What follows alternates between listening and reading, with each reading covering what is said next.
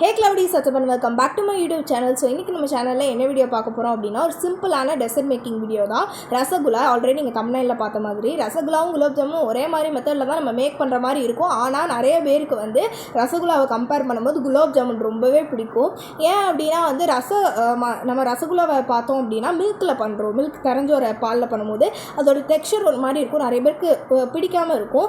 ஆனா இன்னைக்கு நம்ம பண்ற ரசகுல்லா எல்லாருக்குமே கிட்ஸ் எல்லாத்துக்குமே ஃபேவரட்டான ஒரு ரசகுல்லா மாதிரி தான் நம்ம பண்ண போகிறோம். ரொம்ப சிம்பிளாக வீட்டில் இருக்கிற இந்த லெமன் அதை வச்சு தான் பண்ண போகிறோம். வினிகர் இருந்தாலும் நீங்கள் யூஸ் பண்ணலாம். ஆனால் வினிகர் இல்லாத பட்சத்தில் நம்ம லெமன் யூஸ் பண்ணி தான் பாலை வந்து தெரிய வைக்க போகிறோம். அது மட்டும் இல்லாமல் இன்றைக்கி வந்து எனக்கு சம்மர் ஹாலிடேஸ் வந்து ஆரம்பிச்சிருச்சு. இன்றைக்கி தமிழ் நியூ இயர், அதனால நான் இது பண்ணுறேன். ரசமலாய் பண்ணலான்னு தான் பிளான். ஆனால் ரசமலாய்க்கு வந்து எப்படின்னா நம்ம ஊற வைக்கிறதே பாலில் தான் பண்ணணும். ரசகுல்லாக்கு அப்படி கிடையாது, ஜீரா தண்ணியில் தான் பண்ணுவோம். அது வந்து ரசமலாய்க்கு ரொம்பவே மில்க் தேவைப்படும். அந்த மாதிரி காரணத்தினால நான் வந்து இன்றைக்கி ரசகுல்லா பண்ணுறேன். ஸோ இந்த வீடியோ உங்களுக்கு பிடிச்சிருக்கு, பார்க்குறீங்க, ரொம்பவே இன்ட்ரெஸ்ட்டாக இருக்குது அப்படின்னா மறக்காமல் வீடியோட எண்டில் லைக் பண்ணிடுங்க. அது மட்டும் இல்லாமல் என் சேனலை ஃபஸ்ட் டைம் பார்க்குறீங்கன்னா சப்ஸ்கிரைப் பண்ணி பக்கத்தில் பெல் ஐக்கானே கிளிக் பண்ணிடுங்க. அப்போ தான் உங்களுக்கு வந்து என்னோடய நோட்டிஃபிகேஷன்லாம் கரெக்டான டைமுக்கு வந்து வரும். இனிமேல் நம்ம வந்து ரெகுலராக வீடியோ போட ஆரம்பிச்சு நான் ஹாலிடேஸும் வர ஆரம்பிச்சிருச்சு. உங்களோட ஃப்ரெண்ட்ஸ் அண்ட் ஃபேமிலி மெம்பர்ஸ்க்கு ஷேர் பண்ணி அவங்களே ரசகுல்லா வந்து மேக் பண்ண சொல்லுங்கள். ஸோ இப்போ வாங்க வீடியோக்குள்ளே போகலாம்.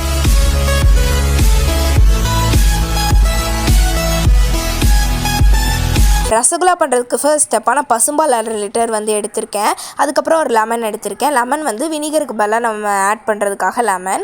அந்த லெமனை வந்து நம்ம கட் பண்ணணும். கட் பண்ண தெரியாமல் கட் பண்ணியிருக்கேன், அதை இக்னோர் பண்ணிக்கோங்க. அதுக்கப்புறம் அந்த ஜூஸ் மட்டும் தனியாக பிழிஞ்சு எடுத்துக்கோங்க.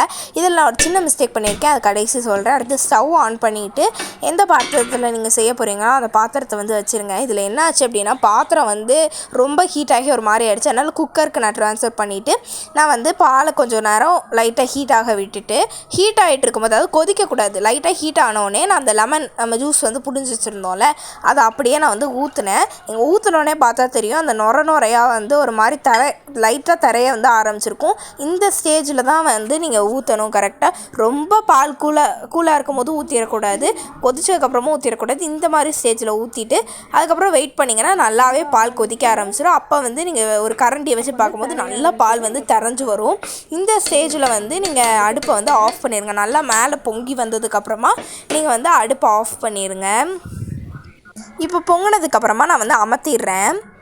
அமர்த்தினதுக்கப்புறம் ஒரு வெள்ளை கிளாத், அதாவது ஒயிட் கிளாத்தில் வச்சு வடிகட்டுவாங்க. ஆனால் ஒயிட் கிளாத் வச்சு நான் வடிகட்டாமல் அது கொஞ்சம் கஷ்டமாக இருக்கும் அப்படின்னு சொல்லிட்டு வடிகட்டிலே வெள்ளை கலரில் ஒரு நீளமாக இருக்கும், அதை வச்சு வடிகட்ட முடியும் அப்படின்னு சொல்லிட்டு நானும் வடிகட்டிகிட்டு இருந்தேன். அது ரொம்ப கஷ்டமான ப்ராசஸ் தான். நீங்கள் எல்டர்ஸ் யாராவது இருந்தாங்கன்னா அவங்க ஹெல்ப் வச்சு பண்ணலாம். எனக்கு ரொம்ப ஹாட்டாக இருக்கும், அதனால் நான் கோல்டு வாட்டரை வச்சு தான் பண்ணிகிட்டு இருந்தேன். என்னால் ட்ரைபாடையும் பிடிக்க முடியாமல் அந்த மாதிரி ரொம்ப கஷ்டமாக தான் இருந்தது.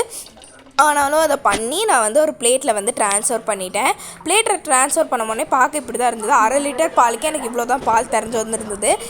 இது வந்து நம்ம கடகடன்னு உருட்டலாம் முடியாது, வரவே வராது, பிஞ்சு வந்துக்கிட்டே இருக்கும். அது ஒன்றும் இல்லை, அதோட டெக்ஸ்சரே அப்படி தான் இருக்கும்.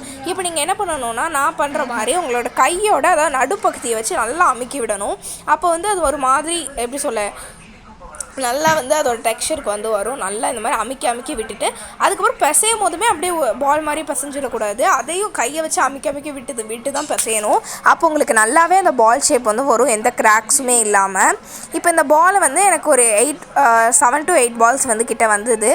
அதை நான் வந்து அடுப்பில் வந்து ஒரு பாத்திரம் வச்சுட்டு ஸ்டவ் ஆன் பண்ணிவிட்டு நான் வாட்டர் வந்து கொஞ்சம் ஊற்றிக்கிறேன், தேவையான அளவு.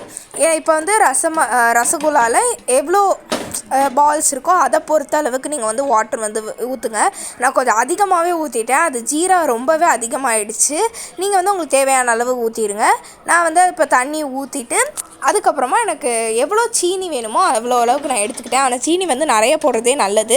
இப்போ நீங்கள் வந்து லிட்டு போட்டு க்ளோஸ் பண்ணிட்டீங்கன்னா பாதி வேலை முடிஞ்ச மாதிரி. அது வந்து அதுவே கொதிக்க ஆரம்பித்து அதோட சைஸை வந்து நல்லாவே இன்க்ரீஸ் பண்ணிடும். நம்ம போட்டது எவ்வளோ குட்டியாக போட்டோம், ஆனால் இப்போ வந்து எப்படி பபிள்ஸ் வந்து கொதிக்கிறதுல எவ்வளோ பெருசாகிடுச்சு பார்த்தீங்களா. ஸோ நல்லா ஊற விட்டிங்க அப்படின்னா இன்னும் செம்ம டேஸ்ட்டாக இருக்கும்.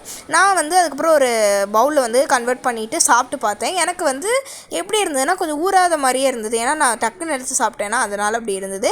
நீங்கள் நல்லா ஊற வச்சு சாப்பிடுங்க. இந்த வீடியோ உங்களுக்கு பிடிச்சிருந்தா லைக், ஷேர், சப்ஸ்கிரைப் பண்ணிடுங்க. பாய்.